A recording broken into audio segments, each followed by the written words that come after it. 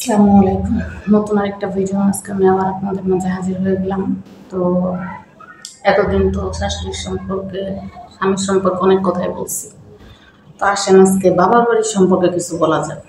ফেসবুকে তখন মোবাইল টিপতেছিলাম, তো দেখলাম যে বিভিন্ন ধরনের বিভিন্ন ভিডিও যারা মানে কন্টেন্ট আপলোড করে তারা বিভিন্ন ধরনের বিভিন্ন কথা বলে। তো আজকে প্রচুর গরম, তো মাথায় ব্যথা করতেছে, বাইরে বাতাস শুনে।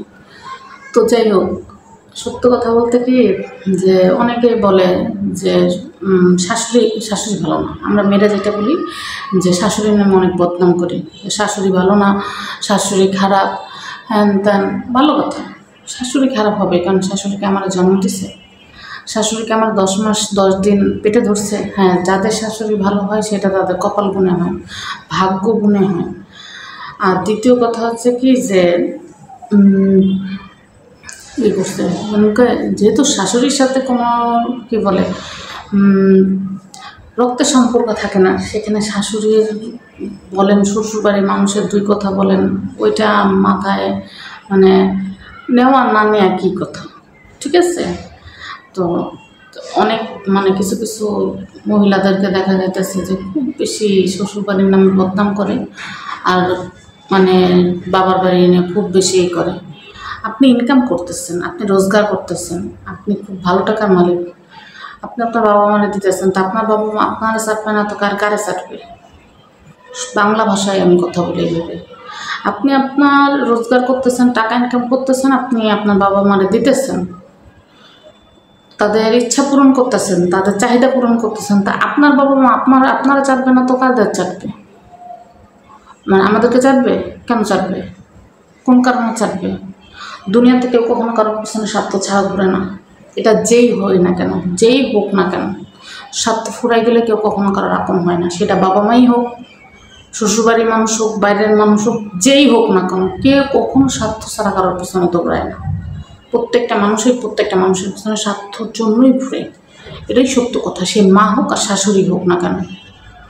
আর দ্বিতীয় কথা হচ্ছে যে বাবা মা দুইটা সন্তানরা খুব বেশি পছন্দ করে। এক নাম্বার আছে যে তাদের কথায় হ্যাঁতে হ্যাঁ মিলাবে, নাতে না মিলাবে, এটা হচ্ছে 1 নাম্বার সন্তান। আর 2 নাম্বার সন্তান হলো কি, যে সন্তান খুব ভালো আর্নিং করতে পারে, যে সন্তানের টাকা আছে, যে সন্তান টাকা পয়সা ইনকাম করতে পারে। বাবা মা এই দুটা সন্তানকে বেশি প্রাধান্য দেয়। আজকে আপনি আপনার বাবা একটা ভুল করছে, আপনি যাই বলেন বাবার কাছে যে তুমি কাজটা ভুল করছো, দেখেন তো পরের দিন আপনার খবর নেয় কিনা। আমি মেয়েদের বোনদের উদ্দেশ্যে বলতেছি, পরের দিন থেকে আপনারা ফোন দেয় কিনা সেটাই দেখেন। আর এবার ধরেন মার কথা আসি, মা যদি একটা ভুল করে, তাকে যদি আপনি বলতে চান যে আপনার এই জিনিসটা ভুল, পরের দিন থেকে দেখেন তো আপনারা পরিচয় দেন কিনা, আপনার পরিচয়টা দেয় কিনা। বাপ মার কাছে সত্যি কথা বলতে যান তো, শ্বশুর শাশুড়ির কথা তো বাদ, মুখের উপরে সত্যি কথা যদি বাবা মার সামনেও বলেন, আপনার বাবা মা চাটবে না। ওই যে বললাম না, বাবা মা দুইটা সন্তানের পছন্দ করে, যে সন্তান বাপ মার কথায় হ্যাঁতে হ্যাঁ মিলায়, নাতে না মিলায়। মানে সে মা অন্যায় করছে সেটা বুঝতে পারতেছে, সেটা বাইরে যা বলবে, আমাকে বলবে, আপনাকে বলবে, কিন্তু মার সামনে যা বলবে না যে মা তুমি এটা ভুল করছো, বললেই তো খারাপ হয়ে যাবে। আর হচ্ছে যে সন্তানের টাকা পয়সা আছে, সে সন্তান যদি বাপ মার লাথেও মারে, তারপর বাপ মা ঘুরে ফিরে এসে বলবে আমার এই ছেলেটাই ভালো, আমার এই মেয়েটাই ভালো। এইটা হচ্ছে কলিযুগ না, এটা আগের যুগ না যে হ্যাঁ আজকে থেকে 10-12 বছর, 15 বছর, 20 বছর, 25-30 বছর আগের বাবা মা যেমন ছিল, এখনকার বাবা মা এরকম জি না। এখনকার বাবা মা ডিজিটাল হয়ে গেছে, আপডেট হইতেছে, বাবা মা আপডেট হইতেছে। এখন আপনি বলতেছেন যে আমার মা আমার হ্যান করতেছে, ত্যান করতেছে, করতেছে, ভালো কথা। যে দেওয়াটা দিতেছেন, যে খাওয়ানটা খাওয়াইতেছেন, এটা বন্ধ করে দেন। বেশি না, 15 দিনের জন্য বন্ধ করে দেন। দেখুন তো 15 দিন থেকে 16 দিন যাওয়ার পর আপনার সাথে থাকে কিনা, আপনার দিকে ফিরা তাকায় কিনা, এতদিন যাবত যা করছেন সেই জিনিসগুলো মনে রাখে কিনা। খুব তো শাশুড়ির নামে বনর করতেই পারেন, শাশুড়িরও তো দেখলাম না, এ পর্যন্ত শাশুড়িও তো দেখলাম না কিছু করতে। কি বলবো এই দুইটা নিয়ে? শ্বশুর বাড়িতে শাশুড়ি সেই বউরই বেশি ভালোবাসে যেই ছেলের টাকা বেশি থাকে। হ্যাঁ, এটাই বলে শাশুড়িটা, যেটা সত্য করা। যে সন্তানের টাকা বেশি থাকে, যে ছেলের টাকা বেশি থাকে, সেই ছেলের বউর ভালোবাসে বেশি, সেই ছেলের সন্তানদেরকে বেশি ভালোবাসে। এটাই বাস্তব, এটাই দেখে আসতেছি। এটা সব জায়গার নিয়ম। তাই বলে কি বাবার মানে মানুষ মানে ই করে চাটে, ফিরি চাটে বাপের বাড়ির মানুষ? কখনোই না। এত যে বড় বড় গলায় কথা বলেন, যান না 2 মাস স্বামীরে ফেলাই থেকে, যান না 2 মাস, 2 মাস না 1 মাস যান না, যায় বাপের ঘরে বসে বসে খান না। যদি বাপমার কথা হ্যাঁতে হ্যাঁ মিলাইতে পারেন, নাতে না মিলাইতে পারেন, ওকে ফাইন, তাহলে কিছুদিন খাইতে পারবেন। আর যদি আমার মতো হয়ে থাকেন তাহলে এক বেলাও বাপের বাড়িতে ভাত জুটবে না। লিখিত হাতে কলমে খাতা কলমে লিখা দেব, লিখিত। আমার মতো বাপের বাড়ি যে এক বেলাও ভাত জুটবে না, এটা কসম আল্লাহর করে রাখলাম। যদি বাপের একবার কইছেন এটা তুমি ভুল করছো, মরে গেলেও বাপে এসে বলবে না যে না ওইটা আমার মেয়ে ছিল। হ্যাঁ, বাপ মা এখন এমনই হয়। আর যদি মারে যা বলতে চান তুমি তো এই কাজটা ভুল করতেছো, তুমি তো এটা ভুল করছো, তোমার তো এই কাজটা করা উচিত হয়নি, তখন মা মানুষের কাছে যে বলবে আমার সন্তান, বাকি যেগুলো আছে ওইগুলো, ওটা আমার সন্তানই না, ওটা আমি পেটেই ধরি নেই। এইটাই নিয়ম। এখন নিজেরা নিজেদের স্বাবলম্বী হন, নিজের জন্য কিছু করেন। কার জন্য করতেছেন, কিসের জন্য করতেছেন? বাবা মার প্রতি অবশ্যই দায়িত্ব আছে, পালন করেন। যতটুকু করার ততটুকু পালন করেন, এক্সট্রা এত বেশি করতে চান না। তারপরে যেটা আসবে সেটা নেওয়ার মতো ক্ষমতা থাকবে না। এটাই বাস্তব, এটাই বাস্তব। যদি স্বামী ভালো হয়ে থাকে তাহলে তো আলহামদুলিল্লাহ, সেই মানে মাইয়ার একটা দিকে অন্তত পক্ষে কপালটা ভালো। আর যাদের স্বামী ভালো হয় না তাদের কপাল নসিবটাই খারাপ হয়ে যায়, যেটা সত্য কথা। যদি আপনার স্বামী ভালো হয়ে থাকে, স্বামীর দিকে তাকান, স্বামীর দিকে তাকান, সব ছেড়ে যাবে, স্বামী ছাড়বে না। যদি আপনার স্বামী ভালো হয়ে থাকে, বাপের বাড়িতে ফ্রিতে খেয়ে আসতে পারবেন একবেলা, মুখের উপরে সত্য কথা বলাতে। আর যদি স্বামী ভালো হয়ে থাকে, ওই স্বামীর 10 টাকা না 50টা কথা বলেন না, দেখ তুমি এগুলো ভুল করছো, দেখেন তো একবারও খারাপ নজরে তাকায় কিনা।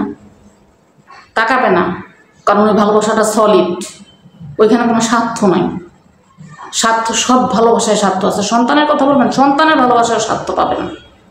একটু বড় হোক না, একটু হাতের চল মানে গায়ে গতরে বড় হোক, তখন দেখবেন সন্তানের জায়গায় স্বার্থ চলে আসবে। শুধু স্বামী যে বললাম না, যারা ভালো স্বামী, যাদের ভাগ্যে ভালো স্বামী জোটে, ওই মানুষটাই কখন স্বার্থর দিকে তাকাবে না।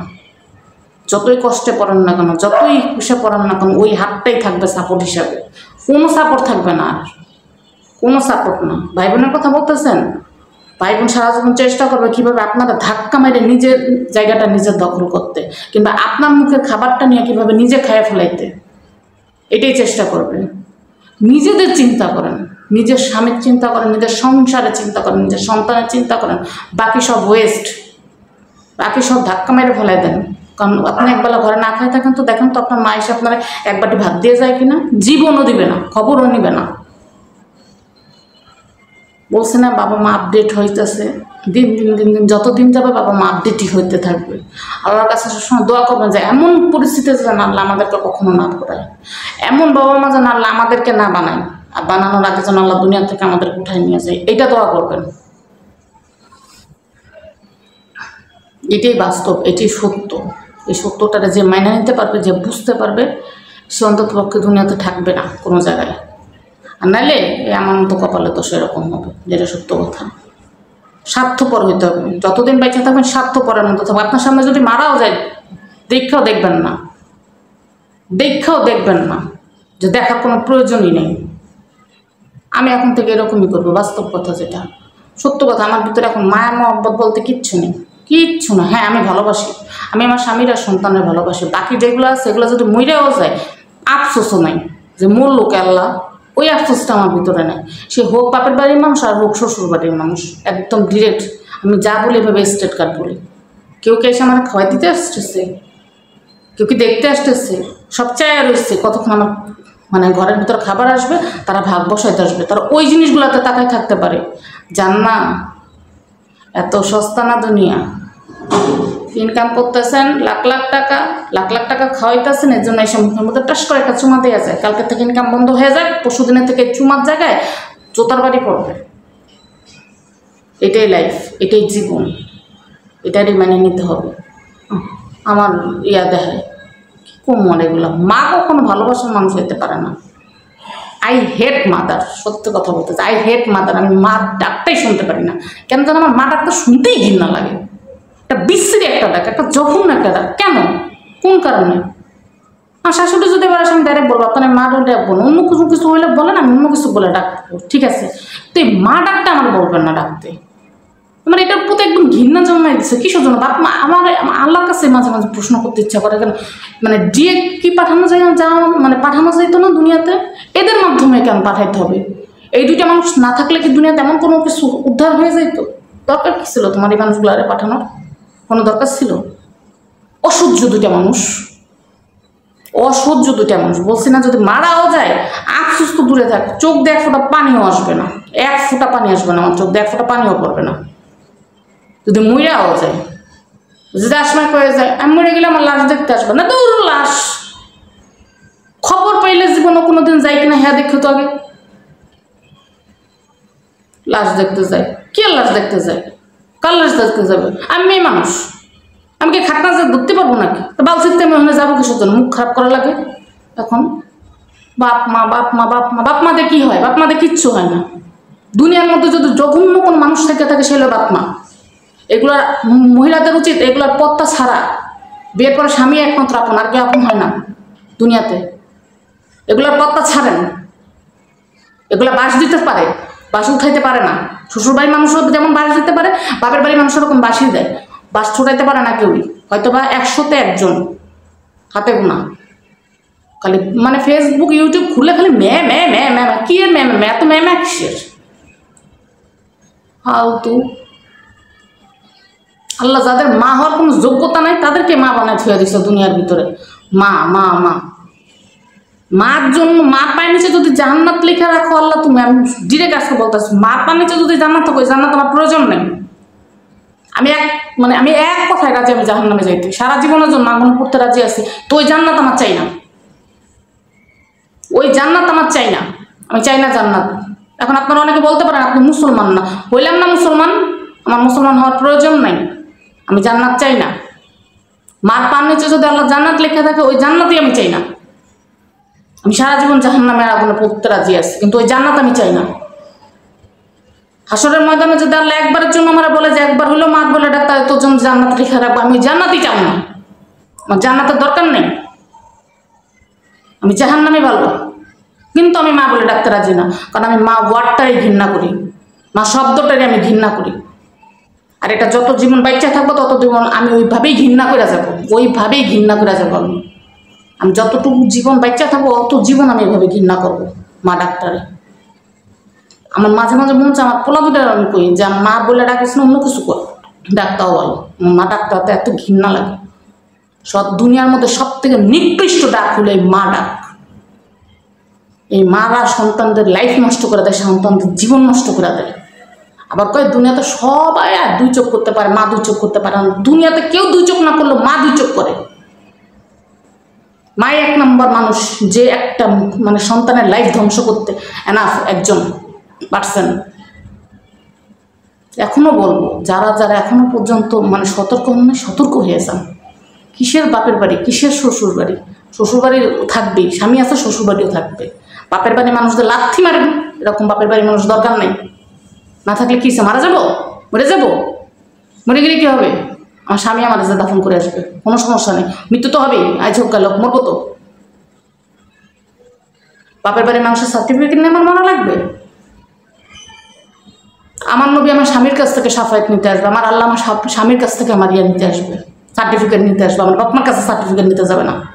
তো বালেকের সাথে সার্টিফিকেট দেন কী করো? 2 দিন পরে দেখবেন হাদিসে চলে আসবে যে মার পার নিচে কোনো জান্নাত নাই। হাদিস তো দেখি খালি চেঞ্জ হইতেই আছে। মার পার নিচে জান্নাত না, মার পার নিচে আছে আসল জাহান্নাম। তো এই হাবিবা দোজক নাকি দোজক কয় না, ওইটা হলো মার পার নিচে। জান্নাতের ভয় দেখায়, ওই সমস্ত জান্নাত আমার দরকার নেই, ফিরি দিলেও নেব না ওই সমস্ত জান্নাত। আমার কাছে যদি আল্লাহ সে কয় যে একবার ডাক দে, একবার মাপ চা অত দূরেই থাক, কইছে না ফিরি দিলেও নেব না, দরকার নেই, লাগবো না। আর এই কথা হাসরের ময়দান পর্যন্ত এরকমই থাকবে। তো যাই হোক, মাঝে মাঝে অনেক সময় আমি বেশি কি বলে যে উত্তেজিত হয়ে যাই। তো এতক্ষণ যা বলছি, যদি কোনো কথা ভুল বলে থাকি, যদি কোনো কিছু আপনাদের খারাপ লেগে থাকে, আমার কিছু করার নেই। কিচ্ছু করার নেই, এটাই বাস্তব। আমার কিচ্ছু করার নেই। যদি আমি আজকে মাপও যাবো না, যদি আমি ভুল করে থাকি ভুল করছি, আমি যেটা সত্য সেটাই বলছি, এটাই এটাই মানে সত্য কথা। তো যদি ভিডিওটা ভালো লাগে অবশ্যই লাইক করবেন, কমেন্ট করবেন, সাবস্ক্রাইব করে আমার চ্যানেলের পাশে থাকবেন। আর আমি আবারও বলতেছি, আমি সব থেকে বেশি ঘৃণা করি মা যাত্রারে।